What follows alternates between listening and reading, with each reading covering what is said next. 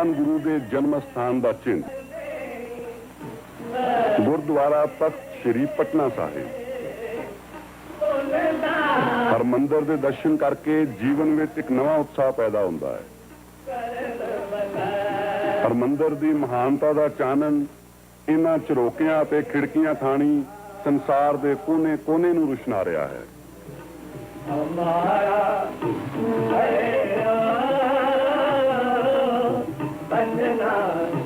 ते कोई 300 वरे पहला गुरु तेग बहादुर के चरणों के नूर ने इस दरवाजे विचों प्रवेश किया।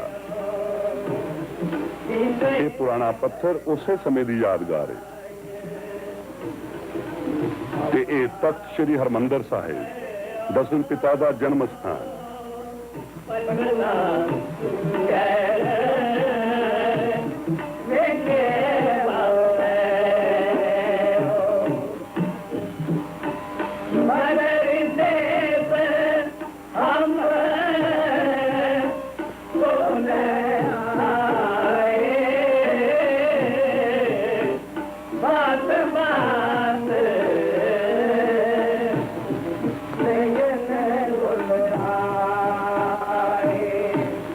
बालक गुरु गोबिंद के पवित्र गुरधाम का प्रसाद बालकों लिए जवानी की उमंग है ते इस्त्रियां लिए ममता का वरदान।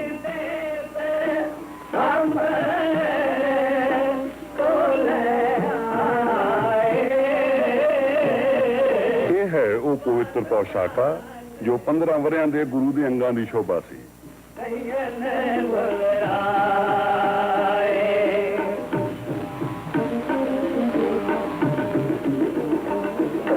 यह है वो पावन स्थान जिथे माता गुजरी ने अपने लाल नूं जन्म दिता।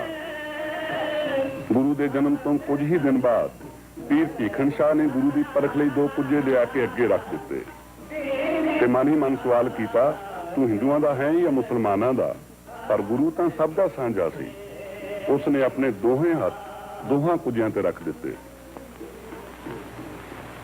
एक पासे मस्जिद के गुंबद चों आउंदी नमाज की बांग ते दूजे पासे मंदिर के कलश चों गूंजदी घंटियां ते आरतियां की आवाज ते दोहां विचकार गुरु गोबिंद सिंह जी का जन्म स्थान ते फिर 3 थावां तो जिवें इक्को आवाज आई।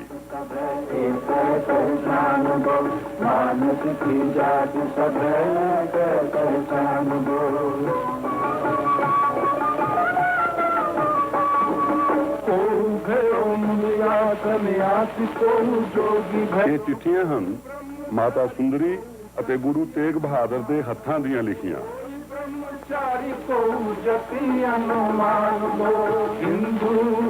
ये दशमेश जी का अपने हथी लिखा हुक्मनामा।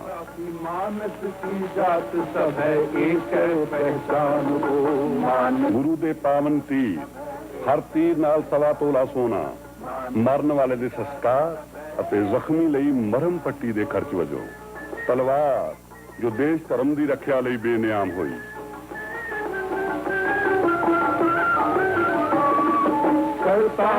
इन्हां चक्रां ने जालिम हुकूमत नूं चकरा दिता।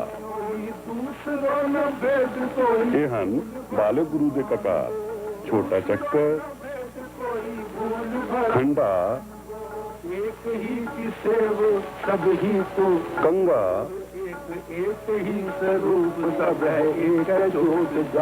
छोटी कृपान अते कटार। गुरु दे चरण कमलों की शोभा, उन्हां दे पवित्र जोड़े। इस खड्डी विच कबीर ने दुनिया का ताना बाना बुनिया सी। बालक गुरु दे गुलेले,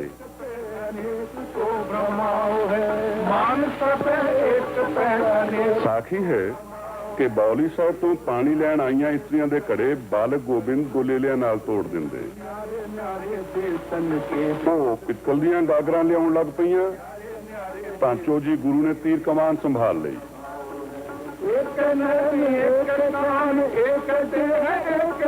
पटने का गोबिंद घाट है।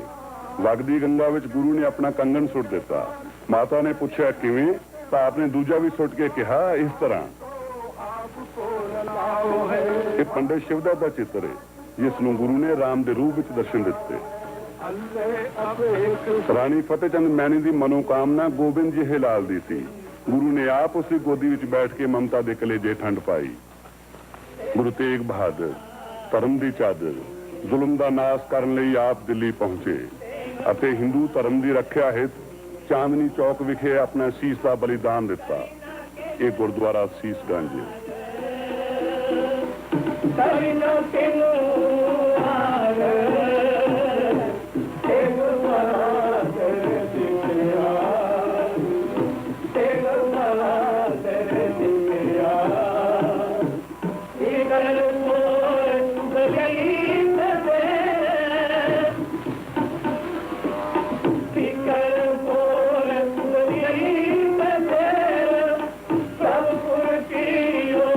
ਸਿੱਖ ਗੁਰੂ ਦੇ ਵਗਦੀਆਂ ਵਾਰਾਂ ਵਿੱਚੋਂ ਗੁਰੂ ਦਾ ਸੀਸ ਅਨੰਦਪੁਰ ਲੈ ਗਏ, ਜਿੱਥੇ ਗੁਰੂ ਗੋਬਿੰਦ ਸਿੰਘ ਨੇ ਆਪ ਆਪਣੇ ਹੱਥੀਂ ਆਪਣੇ ਪਿਤਾ ਦੇ ਸੀਸ ਲਈ ਅੰਗੀਠਾ ਚੁਣਿਆ। ਇਹ ਹੈ ਗੁਰਦੁਆਰਾ ਸੀਸਗੰਜ ਆਨੰਦਪੁਰ। ਤੇ ਧੜ ਦਾ ਸਿੱਖਾਂ ਨੇ ਦਿੱਲੀ ਨੇੜੇ ਇੱਕ ਪਿੰਡ ਵਿਖੇ ਲਿਜਾ ਕੇ ਸੰਸਕਾਰ ਕੀਤਾ। ਗੁਰਦੁਆਰਾ ਰਕਾਬਗੰਜ ਉਸੇ ਪਿੰਡ ਦੀ ਯਾਦ ਦਿਲਾਉਂਦਾ ਹੈ। ਦਿੱਲੀ ਉਦੋਂ ਮੁਗਲਾਂ ਦੀ ਰਾਜਧਾਨੀ ਸੀ ਤੇ ਅੱਜ ਆਜ਼ਾਦ ਭਾਰਤ ਦੀ ਰਾਜਧਾਨੀ ਹੈ। ਪਰ ਅੱਜ ਗੁਰਦੁਆਰੇ ਦੇ ਝਰੋਖਿਆਂ ਚੋਂ ਨਜ਼ਰ ਆਉਂਦਾ ਭਾਰਤ ਦਾ ਰਾਸ਼ਟਰਪਤੀ ਭਵਨ ਅਤੇ ਲੋਕ ਸਭਾ ਉਸ ਮਹਾਨ ਸ਼ਹੀਦੀ ਦਾ ਅਮਰ ਫਲ ਲੱਗਦੇ ਨੇ। ਇਹ ਹੈ ਗੁਰਦੁਆਰਾ ਪੌਂਟਾ ਸਾਹਿਬ, ਨਾਨ ਸਟੇਟ ਵਿਖੇ ਦਸ਼ਮੇਸ਼ ਪਿਤਾ ਦਾ ਝੂਲ ਦਾ ਨਿਸ਼ਾਨ। ਇੱਥੇ ਹੀ ਆਪਨੇ ਭੰਗਾਣੇ ਦੇ ਯੁੱਧ ਦੀ ਤਿਆਰੀ ਕੀਤੀ ਅਤੇ ਧੋਖੇਬਾਜ਼ ਦੁਸ਼ਮਣ 22 ਧਾਰ ਰਾਜਿਆਂ ਦੇ ਦੰਦ ਖੱਟੇ ਕੀਤੇ। ਇਸ ਯੁੱਧ ਵਿੱਚ ਗੁਰੂ ਦੇ ਸਹਾਇਕ ਪੀਰ ਬੁੱਧੂ ਸ਼ਾਹ ਦੇ ਫਰਜ਼ੰਦ ਅਤੇ ਸੈਂਕੜੇ ਪਠਾਨ ਸ਼ਹੀਦ ਹੋਏ।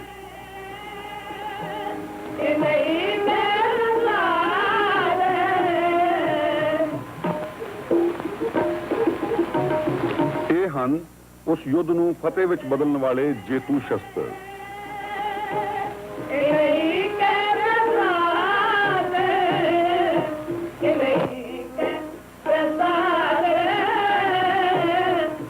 ਤੇ ਇਸ ਸਥਾਨ ਉੱਤੇ ਸਭ ਤੋਂ ਵੱਡੇ ਸਾਹਿਬਜ਼ਾਦੇ ਬਾਬਾ ਅਜੀਤ ਸਿੰਘ ਜੀ ਦਾ ਜਨਮ ਹੋਇਆ।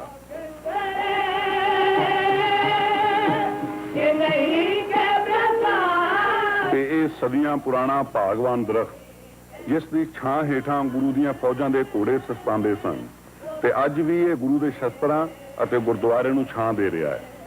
ਗੁਰੂ ਧਾਮ ਦੀ ਪਰਿਕਰਮਾ ਕਰਦੀਆਂ ਸ਼ਬਦਾਂ ਦੀ ਗੂੰਜ ਵਿੱਚ ਗੁਰੂ ਦੀ ਸੰਗਤਾਂ ਤਲਬ ਸਥਾਨ ਵੱਲ ਵਧ ਰਹੀਆਂ ਨੇ, ਜਿੱਥੇ ਕਦੇ ਗੁਰੂ ਆਪਣੀਆਂ ਫੌਜਾਂ ਨੂੰ ਆਪਣੇ ਹੱਥੀਂ ਤਨਖਾਹਾਂ ਦਿਆ ਕਰਦੇ ਸਨ। ਇਹ ਤਖਤ ਗੁਰੂ ਗੋਬਿੰਦ ਸਿੰਘ ਜੀ ਦਾ ਹੈ, ਜਿੱਥੇ ਕਵੀ ਗੋਬਿੰਦ ਸਿੰਘ ਬਿਰਾਜਮਾਨ ਹੁੰਦੇ।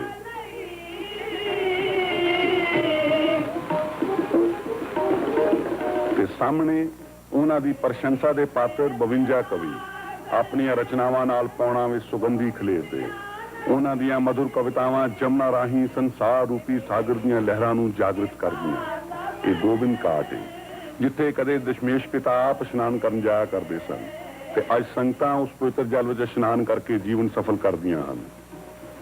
ਸ਼ਾਂਤ ਜਮਨਾ ਨਦੀ ਵਿੱਚ ਇਸ਼ਨਾਨ ਉਪਰੰਤ ਦਸਤਾਰ ਸਜਾਉਣ ਲਈ ਗੁਰੂ ਇਸ ਦਸਤਾਰ ਸਥਾਨ ਤੇ ਆ ਜਾਂਦੇ।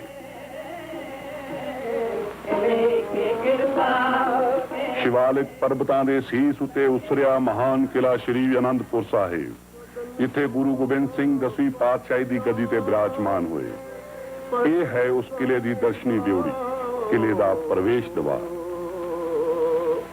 ਇਹ ਪੌੜੀਆਂ 84 ਦੇ ਗੇਟ ਚੋਂ ਕੱਢ ਕੇ ਮੁਕਤੀ ਦੇ ਦਵਾਰ ਗੁਰਦੁਆਰਾ ਕਿਲਾ ਅਨੰਦਪੁਰ ਸਾਹਿਬ ਪਹੁੰਚਾਉਂਦੀਆਂ ਹਨ, ਜਿੱਥੇ ਗੁਰੂ ਜੀ ਨੇ ਜ਼ਾਲਮ ਦੇ ਸਰਵਨਾਸ਼ ਅਤੇ ਮਜ਼ਲੂਮਾਂ ਦੀ ਰੱਖਿਆ ਦਾ ਬੀੜਾ ਉਠਾਇਆ ਸੀ। ਇਹ ਹੈ ਕਿਲੇ ਦੀ ਉਹ ਪੁਰਾਤਨ ਦੀਵਾਰ ਜਿਸ ਨਾਲ ਟਕਰਾ ਕੇ ਦੁਸ਼ਮਣ ਦਾ ਹੰਕਾਰ ਚੂਰ ਚੂਰ ਹੋ ਗਿਆ, ਪਰ ਸੱਚ ਦੀ ਨੀਂਹ ਤੇ ਖੜੀ ਇਹ ਦੀਵਾਰ ਅੱਜ ਵੀ ਖੜੀ ਹੈ। ਇਹਨਾਂ ਕੁੰਦਰਾਂ ਚੋਂ ਬੰਦੂਕਾਂ ਬਾਹਰ ਨਿਕਲਦੀਆਂ ਤੇ ਫਿਰ ਲਾਸ਼ਾਂ ਦੇ ਢੇਰ ਲੱਗ ਜਾਂਦੇ।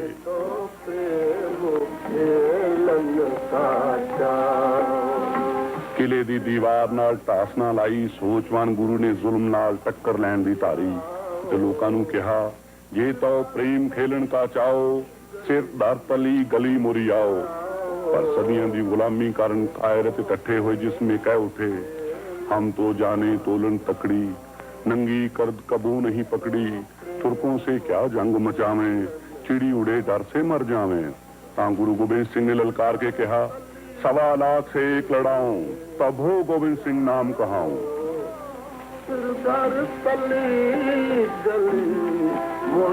ये है गुरुद्वारा केसगढ़, खालसे दे जन्म दी यादगार। इत्थे ही गुरु जी ने सिखां नूं 5 ककारां दी दात बख्शी अते 5 प्यारे साजे। उन्हां नूं अमृत छकाया ते उन्हां कोलों आप अमृत छकाया। वाह वाह गुरु गोबिंद सिंह, आपे गुरचेला।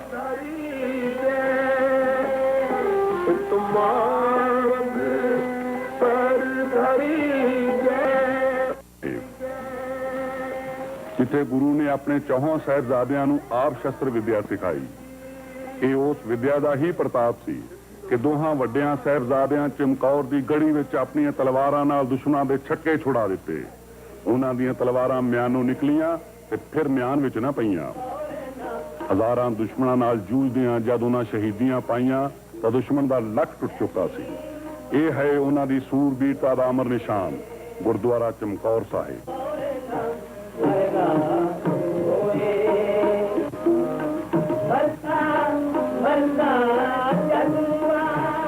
ये है फतेहगढ़ साहिब का मुख द्वार, जिथे दोहां छोटे साहिबजादियां नूं जालमां ने दीवारां विच चिणिया सी। फतेहगढ़ साहिब जुल्म दी हार ते धर्म दी फतेह दा गढ़ है। इस चिट्टी चादर हेठां है वो खूनी दीवार, जिथे गुरु दे लालां नूं चिणिया गया। बज्जर इट्टां ने भी लालां दीयां गर्दनां तो उतां जाण तो इनकार कर दिता, पर पत्थर दिल हथियारियां ने उन्हां दी सीस कट के कंध उसार लई। उधर कंध चिणी जा रही सी, इधर विच माता गुजरी कैद सी। माता ने जद लालां दी शहीदी की खबर सुनी तो अपने प्राण त्याग दिते।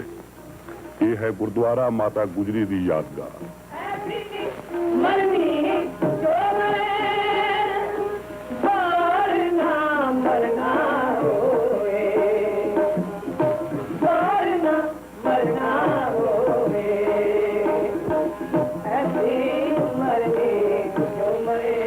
ये है सरहंद दा गुरुद्वारा ज्योति स्वरूप।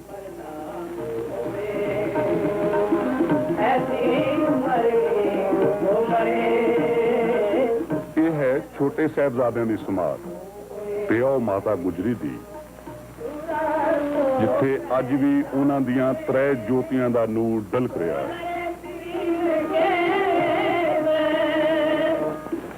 ये है माछीवाड़े विखे नबी खान ते गनी खान का मकान। इत्थे गुरु जी ने 2 दिन अते 2 रातां विश्राम किया ते उचदा पीर होके इस दरवाजे विचों बाहर निकले। गुलाबे पंजाबे दे खूह उत्ते आके आपने इशनान किया ते एक टिंड दे सराहने सिर धर के इस वृक्ष दे हेठां रात भर नींदर माणी।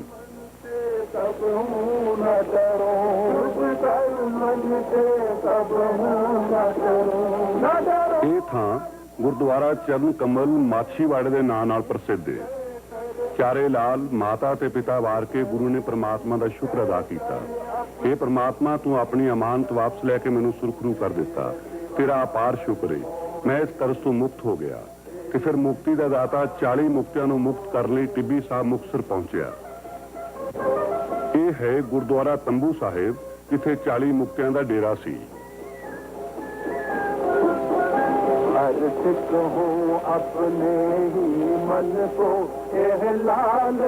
इस रन तत्ते विच लखां दी धाड़वी फौज नाल लोहा लैंदियां इन्हां 40 सिंघां ने मां सिंह की अगवाई विच 1.25 लाख सेक लड़ाउण का सबूत दिंदियां शहादत का अमृत पीता। महा सिंह दे स्वास तरस रहे सन कि गुरु आवे ते बेदावा पाड़े, ते गुरु ने आन के बेदावा पाड़िया, टुट्टी गंढी अते महा सिंह नूं मुक्त किया। इस दरख्त थले गुरु ने घोड़ा बन्निया सी ते इस जगह बेदावा पाड़िया, जो गुरुद्वारा टुट्टी गंढी मुक्तसर के नाम नाल मशहूर है। ते इथों महाराज दमदमा साहब चले गए और औरंगजेब के मरण की खबर सुनदियां ही आपने तलवार रख दी अते प्रभु नाल लिव लाई। बाद विच आप दिल्लियों हुंदे हुए हजूर साहब पहुंचे। गुरुद्वारा माता सुंदरी दिल्ली, जिथे माता जी 40 साल तक रहे। दर्शन अभिलाषी हुण नांदेड़ दी जू विखे हन। ਜੋ ਮਹਾਰਾਸ਼ਟਰ ਵਿੱਚ ਹੈ। ਗੁਰੂ ਦੀਆਂ ਪਿਆਰੀਆਂ ਸੰਗਤਾਂ ਦੂਰੋਂ ਦੂਰੋਂ ਆ ਕੇ ਇੱਥੇ ਸੇਵਾ ਕਰ ਰਹੀਆਂ ਨੇ। ਨਿਸ਼ਾਨਾ ਹੈ ਗੋਦਾਵਰੀ ਉੱਤੇ ਇੱਕ ਵੱਡੇ ਪੁਲ ਦੀ ਉਸਾਰੀ, ਜਿਸ ਉੱਤੇ ਲੱਖਾਂ ਰੁਪਏ ਦੇ ਖਰਚ ਦਾ ਅਨੁਮਾਨ ਹੈ। ਇਸ ਪੁਲ ਦੇ ਮੁਕੰਮਲ ਹੋਣ ਬਾਅਦ ਉਥੋਂ ਦੇ ਲੋਕਾਂ ਅਤੇ ਬਾਹਰੋਂ ਆਈਆਂ ਸੰਗਤਾਂ ਨੂੰ ਦਰਿਆ ਦੇ ਆਰ-ਪਾਰ ਜਾਣ ਕੇ ਆਸਾਨੀ ਰਹੇਗੀ ਅਤੇ ਦੋਹਾਂ ਕਿਨਾਰਿਆਂ ਦੇ ਗੁਰਦੁਆਰਿਆਂ ਵਿਚਲਾ ਪਾਟ ਮਿਟ ਜਾਏਗਾ। ਦਰਿਆ ਦੇ ਉਸ ਪਾਰ ਇਹ ਗੁਰਦੁਆਰਾ ਸ਼ਿਕਾਰ ਘਾਟ, ਜਿੱਥੇ ਗੁਰੂ ਜੀ ਆਪ ਸ਼ਿਕਾਰ ਖੇਡਿਆ ਕਰਦੇ ਸਨ। ਇੱਥੇ ਹੀ ਆਪਨੇ ਮੂਲੇ ਖੱਤਰੀ ਨੂੰ ਮੁਕਤੀ ਦਾ ਦਾਨ ਦਿੱਤਾ।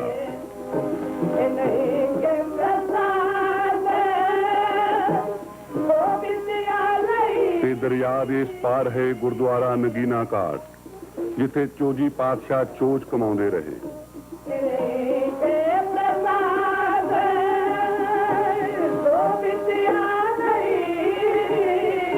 ਤੇ ਇਹ ਹੈ ਨਿਸ਼ਾਨ ਗੁਰਦੁਆਰਾ ਸੱਚਖੰਡ ਦਰਬਾਰ ਹਜ਼ੂਰ ਸਾਹਿਬ ਨਾਂਦੇੜ।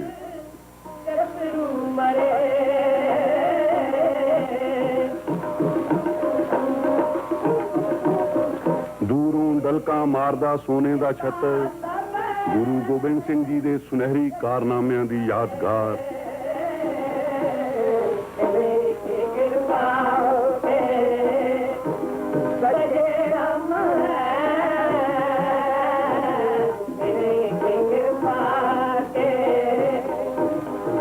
ਤੇ ਉਹਨਾਂ ਦੀ ਮਹਾਨਤਾ ਵਾਂਗ ਉੱਚੇ ਗਗਨ ਸ਼ੋਮ ਦੇ ਨਿਸ਼ਾਨ ਸਾਹਿਬ।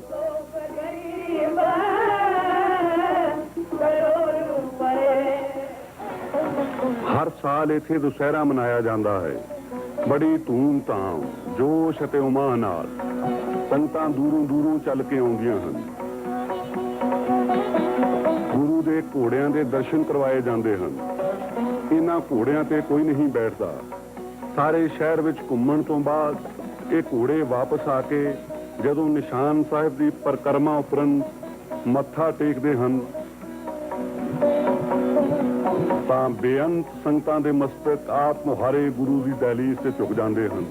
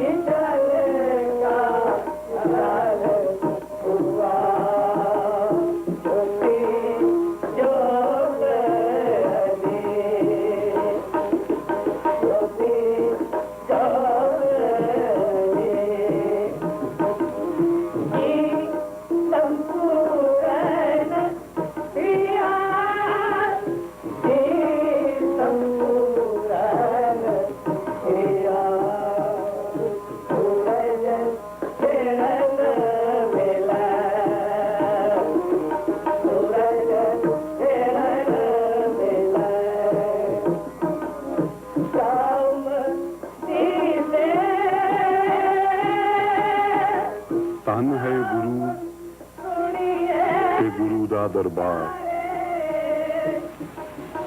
ਗੁਰੂ ਦੇ ਜੀਵਨ ਦੇ ਅਨੇਕਾਂ ਰੰਗਾਂ ਵਿੱਚ ਰੰਗਿਆ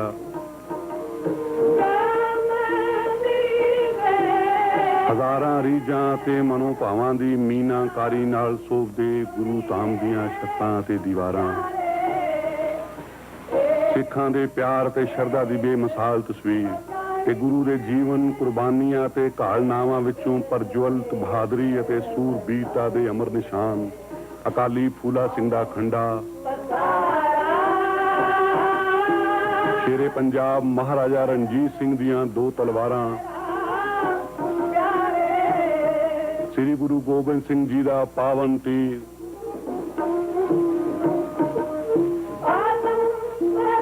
ਗੁਰੂ ਜੀ ਦੀ ਛੋਟੀ ਕਿਰਪਾਨ,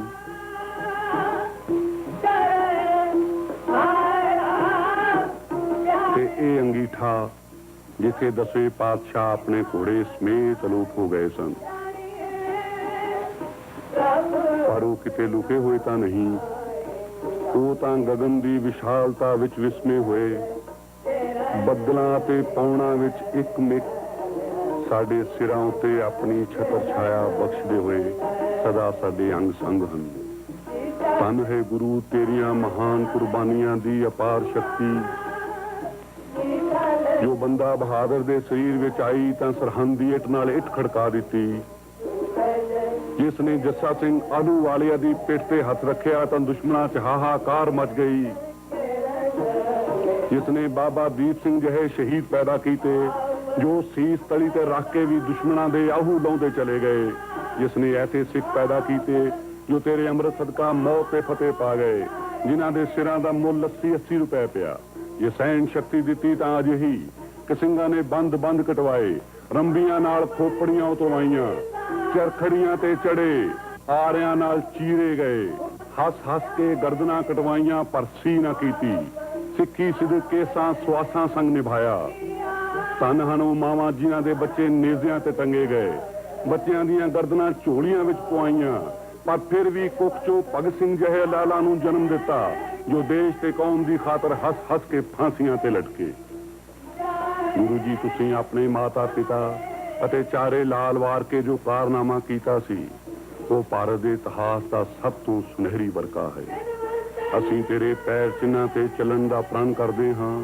ਦੇਸ਼ ਕੌਮ ਦੀ ਰੱਖਿਆ ਲਈ ਤਨ ਮਨ ਧਨ ਦੀ ਕੁਰਬਾਨੀ ਦਾ ਪ੍ਰਣ ਅਤੇ ਮੂੰਹਾਂ ਤੇ ਗੁਰੂਆਰ ਨਾਨਕ ਨਾਮ ਚੜ੍ਹਦੀ ਕਲਾ, ਤੇਰੇ ਪਾਣੇ ਸਰਬੱਤ ਦਾ ਭਲਾ।